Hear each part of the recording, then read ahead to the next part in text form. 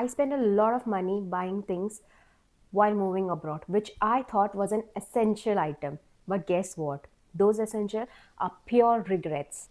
It only added weight. I couldn't get more items. I bought it and I never used it. It's literally lying in one corner of the house. Probably I'll take it back and give it to someone at home because clearly it's of no use here. Hello everyone. Hi, this is Diksha. Welcome back to Moving and Thriving with D. In this video, I'm going to talk about things which you feel is necessary, which you cannot live without when you move to another country. Trust me, your thinking is going to change after watching this video. Let's talk about things I would not bring when moving abroad. First one, too many clothes. I packed clothes like I was going on a fashion tour, not to settle in some other country. I don't know if I was the only one who made this mistake or there is someone else out there who will do this mistake. So beware, stop right there if someone like me is going to do this again. Half of the clothes I bought over here does not suit the climate. Second half of the clothes which I bought doesn't suit the vibe. It's literally with the tag, the price tag, it is still over there. Probably this time I'm going to go and donate it to someone or give it to my family and friends that dude, use it and at least mera paisa vasool karo. Once you move to another country, you will have a lot of options, a lot of shops over here. Initially, I understand it would be a crunch situation like it was for me, but you still have Shein, Temu, which will, get you living. So buy things as per the climate, and also make sure you are not listening to anyone else, because people will give you suggestion like there is not completely necessary at that moment. Second, heavy winter wear. I know New Zealand is a country which has winter weathers, this, that, and all. I stuffed my bag with a lot of coats which I bought over the years while traveling, and good.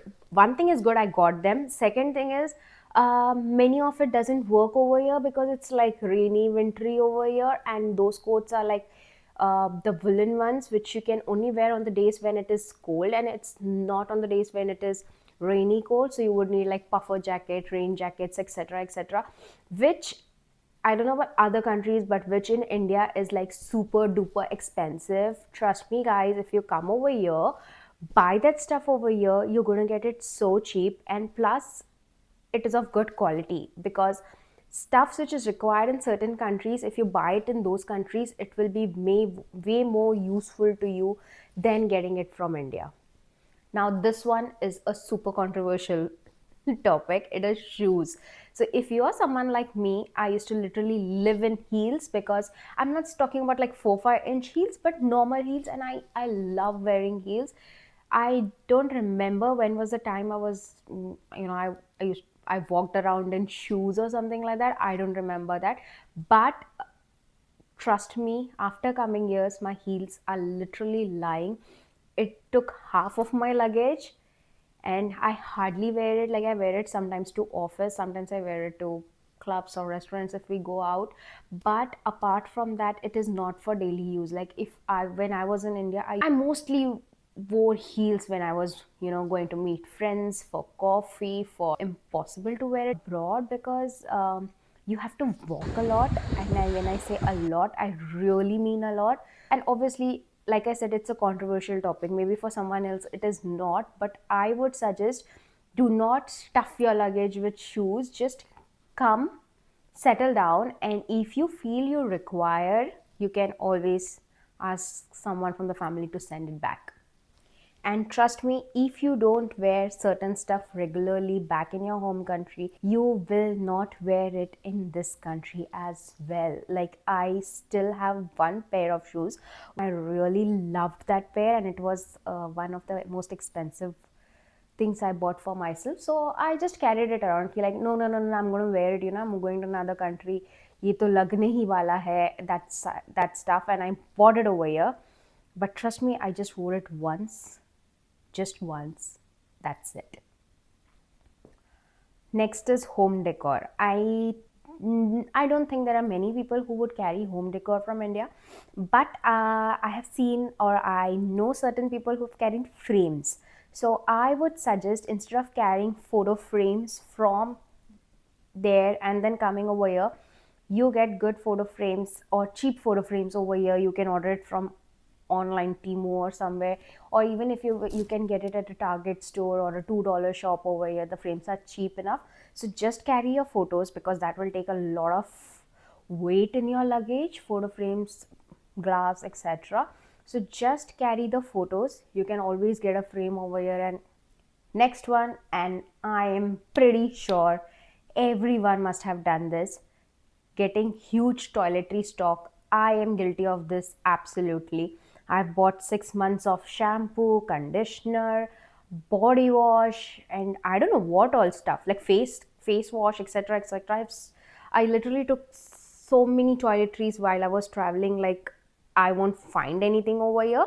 In a way, I was right, because I took time to understand what products would be using, what things you will getting. But trust me, if you go to any Indian store, you will find all of those items over there. So if you're using, example, Sunsilk shampoo, so you will find Sunsilk in any of the Indian store over here. You don't have to carry like two to three bottles from there. You can get things which you want, rather than just getting toiletries and groceries. I was thinking I would not find my brand over here, but trust me, you find certain local stuffs over here which is way more good, or which will even suit your skin type. So you will not regret not getting your bag of shampoos and conditioner from your home country.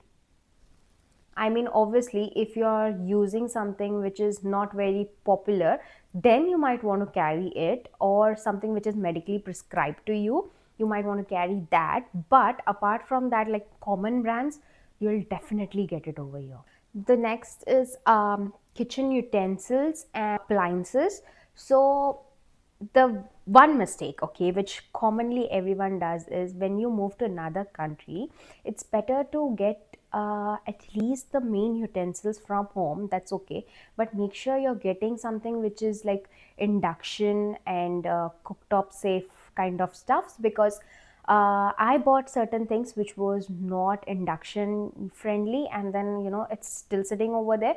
In fact, 2 3 items I just gave it to my friend because she has a gas stove in her house. So I was like, you know what, you use it rather than it's just sitting over here. So when you're moving to another country as a student, you might shift places or houses quite frequently as per your comfort. So when you are moving over here, make sure you only carry things which are absolutely must have. And later on you can buy it over here, or you can get it shipped once you're going to stay in the certain place for a long time, and you know what type of gas, induction or coil based situation is. So yeah, I would suggest getting some steel items, because if I talk about New Zealand, especially Wellington, it is expensive. So if you want a steel plate, or a cutlery or a glass or something like that, that is expensive. You will get spoons, forks, knives, and everything. You will get it very easily. But if you want like a glass or a plate, or even a donga or something, get those stuff, because those all stuffs are really expensive over here. Even the pole part and latner, roller pin and that set, etc. But do not get those crockery types item. Those you get better stuff over here, which is cheap and good quality. Books. Now I again am guilty of this one as well. Okay, I like to read books. Okay, so I carried a bag full of books, telling that this is my favorite book, this is my favorite book. I read this book when I'm feeling sad, I read this book when I'm feeling happy. This book was signed by certain author, so I need this book with me. But a lot of reasons. But there was a very funny incident which happened with me at the airport. My luggage was kind of overweight, and I had to send few books return. That actually was a good decision of sending books written instead of sending something else, because here you have library. Dude, I mean, we have library in India, but it is not very accessible, I would say. You have community library, or I think in any other country also, I'm assuming the library service would be very common, and you can just order on your phone. I mean, I have a phone app. In New Zealand, you have a phone app. which you can use for your libraries. Just order it on the phone, they'll give you a notification when the book arrives. Just go pick, read, return, and they give you quite a good time to read a book, like sometimes 1 month, and if you've not finished the book, you can reissue it to yourself. There's a lot of facility. So I would say books carry a lot of weight, so be careful when you're getting your books over here. I would suggest just do a research on Google key if you find that book in your country or no. If you find it, well and good. If you don't find it and it's an absolute necessary, then you might have to carry it along. I'm pretty sure I don't have to tell this to people, but outdated electronic items and chargers. So obviously you know that every country has their own charging point and it's very different. So you might have to buy a travel adapter to use all those stuff. So be careful while you're carrying your electronics. Those which are easily able, which you will be easily able to charge via USB and stuff, you can get it. But there were a lot of things which I bought from India, and then you need adapter for everything, so that becomes too much. So instead of buying like 2 3 adapters, just get one which is actually useful and which you can use it here and there. So think and carry your electronics while you're traveling or while you're moving. Food that you're emotionally attached to. Now, what happened when I was moving is I moved during Diwali. So, who doesn't like Diwali as a festival? Everyone in India likes Diwali, and I was like, oh, I won't get the Indian sweets like Shankarpali, Chakli, Chura types, everything. So I kind of bought a lot of things from there. But if you are getting a lot of things, make sure you eat it before it expires, because that happened to me when I moved here. There was a lot of snack items which was lying over here. It was just lying, and I'm not a big snacker, but it was just lying, and then I had to throw away few stuff because you were getting some smell in it, so I had to just throw away certain things. So if you're getting Indian snacks, make sure you finish it before it expires, and trust me, you get so many things in over here. You must have not even thought about it. You will have items from across the world. Now, for example, I'm from Mumbai. So in Mumbai, I do not get pickle which is actually made in my native place. Okay. So when I went to the shop over here, when I went to Yogi Ji had like all the pickles across from Kerala and Andhra pickles. Because my mom is from Andhra, so I am kind of connected to Andhra more than to Kerala. And they had like this gongura pachadi. I don't know if people can relate to it. They had that gongura pachadi and a lot of other pickles which we actually only ask our relatives to get from Andhra when they are coming. So when they come from Hyderabad, we are like, can you get us this, can you get us that, even the biscuits. So I was like, what, seriously? That was like a shock to me. You get so many Indian stuffs over here, like uncle chips. In India it is very difficult, or in Mumbai at least, it is very difficult for me to find uncle chips. I used to love that chip, and now over here I find uncle chips, like, wow. So yes, do not carry more snacks. You will find everything over here. The next one, papers and documents. I carried all my certificates, all my achievements, everything. There was like 2 files which I carried with me. You do not need it. Just scan all the essential documents and keep it with you.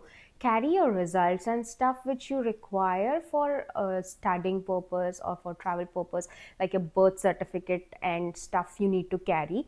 But do not carry all the certificates. Like I carried my entire life over here, which is not required. It's just taking some space over here. Somewhere down the line I would have moved it aaj nahi to kal, but that time it was not a necessity for me to carry all of that over here. I could have carried something else, but I did that mistakes, and I don't want you to do that mistake. If I could have just scanned those documents, and if I would have kept it with me, and if whenever I need it, I could have just got a print out of it, so that would have done the job as well. But I was not aware. So yeah, okay, that's fine. Happens. Oh yeah, I think I covered like 10 points. I am assuming I covered 10 points. So yes, and if you think there is something which you guys have experienced, or anyone else or your friends or family, anyone has experienced, carrying stuff which was not that important, or maybe they regretted it later. So you can comment that down. So thank you so much, guys. Thank you so much for tuning in, and I will see you in the next video. Bye bye.